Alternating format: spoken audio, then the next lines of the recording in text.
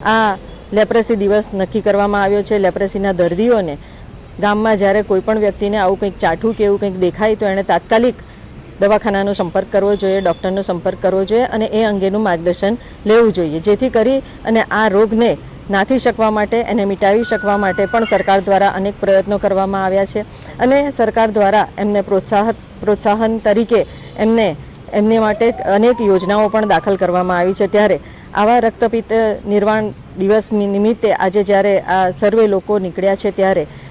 વિદ્યાર્થીઓ દ્વારા, સમાજ દ્વારા અને અનેક પ્રતિષ્ઠિત નાગરિકો દ્વારા સમાજના લોકોને એક સંદેશો આપવા માગું છું કે રક્તપિત્ત નિર્મૂલન દિવસ તરીકે જ્યારે આ દિવસ જાહેર થયો છે ત્યારે આ રક્તપિત્તના દર્દીઓને પણ સમાજમાં એક સારું સ્થાન મળે અને સમાજમાં તે લોકો બધા જ લોકો સાથે એકરૂપતાથી મળી શકે અને પોતાનું જીવન નિર્વાહ કરી શકે અને આર્થિક રીતે પગભર થઈ શકે એ માટે પણ આપણે સૌએ સમાજના લોકોએ આગળ આવીને આ